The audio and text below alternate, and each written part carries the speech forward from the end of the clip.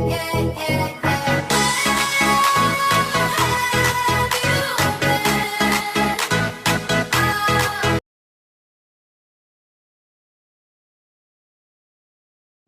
Guys, welcome to my YouTube channel. Hello guys, आज के हम इस लेक्चर में बात करेंगे रेड आई पर कि रेड आई होने के क्या क्या रीज़न होते हैं और आई के स्ट्रक्चर पर क्या इफ़ेक्ट पड़ता है रेड आई होने पर। तो आज हम इस टॉपिक पर ही बात करेंगे, तो आप वीडियो को पूरा देखें। और तो आइए हम स्टार्ट करते हैं रेड आई होने के रीज़न्स कि क्या क्या रीज़न होते हैं। तो रेड आई होने पर यानी कि रेड आई अगर होती है आई में, तो आई में जलन होना और पेन होना, इनके कारण से भी आई रेड हो जाती हैं। और दूसरा कि एयर पॉल्यूशन के कारण भी आई रेड हो जाती है। और मैं आपको इमेज में भी दिखाऊंगी कि आई किस तरीके से रेड हो जाती है एयर पॉल्यूशन के कारण।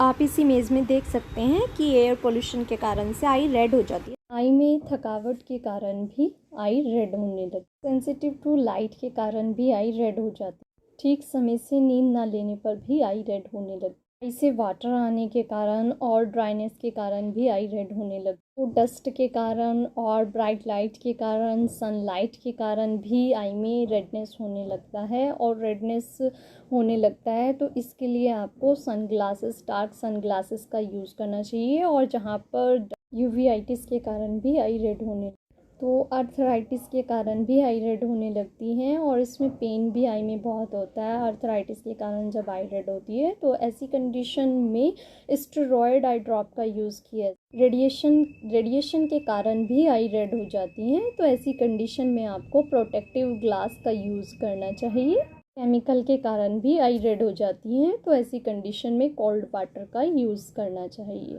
डायबिटीज़ या फिर अस्थमा, इनके कारण भी आई रेड हो जाती है। इंजरी के कारण भी आई रेड हो जाती है। आंखें अचानक से रेड होने लगती हैं, यानी कि आईज अचानक से रेड होने लगती हैं। तो इसके कुछ कॉमन कॉज होते हैं आई के रेडनेस होना और वाटरिंग आने की वजह, जैसे कि ड्राइनेस होना, आई का ड्राइनेस होना और विजुअल स्ट्रेन बाय स्क्रीन, जैसे कि ज़्यादा समय तक आप कंप्यूटर पर वर्क करते हैं तो उसके कारण से आई दुखने लगती हैं। और जब आई दुखने लगती हैं तो आई की टीयर फिल्म डिस्टर्ब हो जाती है। जब आई की टीयर फिल्म डिस्टर्ब हो जाती है तो उसमें आई में रेडनेस होना और इरिटेशन होना, ये सब कंडीशन प्रेजेंट होने लगती हैं। तो ऐसी कंडीशन से बचने के लिए आपको 1 आवर से, जब आपको कंप्यूटर पर वर्क करते समय हो जाता है तो आप उसमें 5 मिनट्स का ब्रेक लें। और जब आप 5 मिनट्स का ब्रेक लें और दूसरा कि आप खाना समय से खाएं, नींद पूरी लें और पानी खूब पिएं। तो इस कंडीशन से आप इस तरीके से आप अपना बचाव कर सकते हैं। तो सेकंड कॉज इसमें कंजक्टिवाइटिस आता है। तो कंजक्टिवाइटिस होने पर आई की सरफेस को इफ़ेक्ट करता है ये। और जब आई की सरफेस को इफ़ेक्ट करता है तो काफ़ी बार इसको मतलब कि आंखें आना भी बोला जाता है इसको, कि आंखों का आना। तो इसमें आई में स्वेलिंग आना, आई में वाटरिंग आना, आई से डिस्चार्ज आना, म्यूकस आना, इनके कारण से बैक्टीरियल और वायरल इन्फेक्शन भी इसमें हो जाता है। तो इसमें ट्रीटमेंट में एंटीबायोटिक आई ड्रॉप का यूज़ कर सकते हैं। एलर्जी के कारण भी आई रेड होने लगती हैं। और एलर्जी के कारण से, जिन चीज़ों से आपको एलर्जी है, आप उन चीज़ों का यूज़ ना करें। और इसमें एंटीहिस्टामिन आई ड्रॉप का यूज़ किया जाता है एलर्जी होने पर आई में। ओके, ज़्यादा समय तक कॉन्टैक्ट लेंस पहनने से आई रेड हो जाती है। ये आप इस इमेज में देख सकते हैं किस तरीके से आई रेड हो जाती है। स्मोकिंग करने के कारण से भी आई रेड हो जाती हैं। आप ये इमेज में देख सकते हैं, ये स्मोकिंग के कारण इस तरीके से आई रेड हो। ड्रिंकिंग करने के कारण भी आई रेड हो जाती हैं।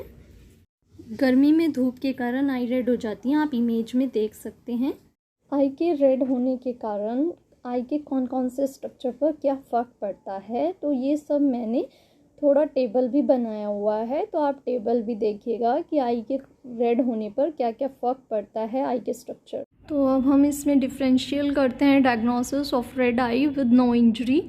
तो हमने टेबल बनाया हुआ है। इसमें first conjunctivitis, second corneal ulcer और थर्ड एक्यूट आइटाइटिस और एक्यूट ग्लूकोमा। तो ये कुछ डिजीज़ हैं जिनके कारण से रेड आई यानी कि नो इंजरी के कारण भी, यानी कि इसमें इंजरी नहीं है आई में, तब भी आई रेड है। लेकिन आई के और एरिया पर यानी कि स्ट्रक्चर पर क्या फ़र्क पड़ता है इससे, तो आई में कंजक्टिवाइटिस होने पर यूजुअली बोथ आई इफेक्टिव होगी और कॉर्निया अल्सर में वन आई होगी, यूजुअली वन आई। एक्यूट आइराइटिस में यूजुअली वन आई, एक्यूट ग्लूकोमा में यूजुअली वन आई।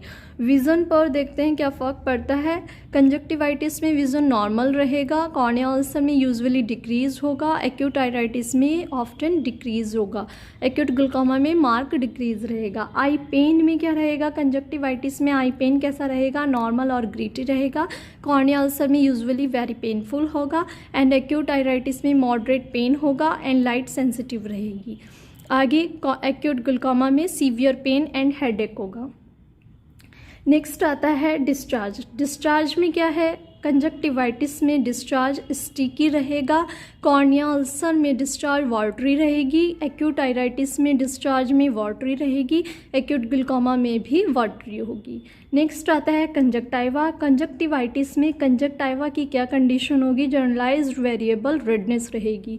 कॉर्निया अल्सर में conjunctiva redness more mark and around the cornea.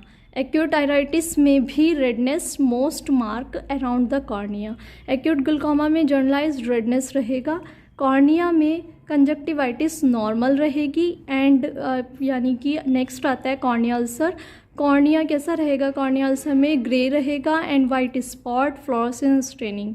Acute iritis में यूजुअली क्लियर रहेगा and keratitic precipitates में be visible with magnification. Hazy acute glaucoma में hazy due to fluid in cornea. Next anterior chamber आते हैं तो conjunctivitis में normal रहेगा और कॉर्निया अल्सर में occasionally creamy fluid level in the anterior chamber hypopyon.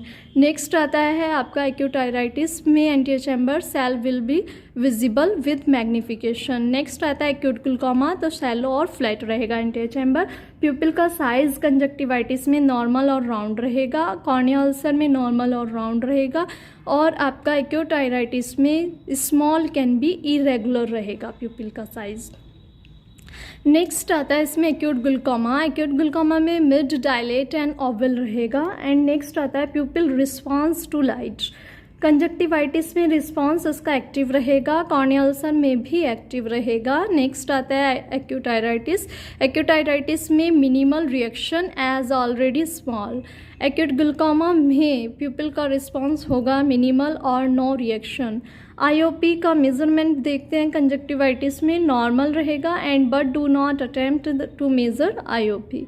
Next cornea ulcer में भी normal but do not attempt to measure IOP. Acute iritis में आईओपी नॉर्मल और स्लाइटली एंड रिजिड रहेगा। Next acute glaucoma में rigid रहेगा। Next photophobia आता है। Conjunctivitis में फोटोफोबिया स्लाइटली रहेगा और कॉर्निया अल्सर में सिग्निफिकेंट रहेगा और आपका कॉर्निया एक्यूट आइराइटिस में भी फोटोफोबिया सिग्निफिकेंट रहेगा और एक्यूट ग्लूकोमा में नन रहेगा।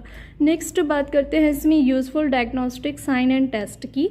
तो कंजक्टिवाइटिस में discharge in both eye with clear cornea, normal pupil and normal vision. Next आता है कॉर्निया अल्सर, तो वाइट स्पॉट और mark on the cornea which stain with fluorescence. Next acute iritis में small pupil which become irregular as it dilates.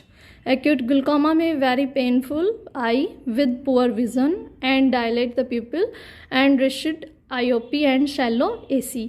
तो इस तरीके से table है, ठीक है। तो इसके जो डायग्राम है कंजक्टिवाइटिस में कैसे होगा और कॉर्निया अल्सर, एक्यूट आइराइटिस और एक्यूट ग्लूकोमा, तो इसके आगे मैंने दिए हुए हैं डायग्राम, तो आप वो भी देखें किस तरीके की कंडीशन होगी इसमें। यदि आपको लेक्चर अच्छा लगा है तो लेक्चर को लाइक करें एंड ज़्यादा से ज़्यादा शेयर भी करें और यदि आप चैनल पर नए हैं तो चैनल को सब्सक्राइब भी करें।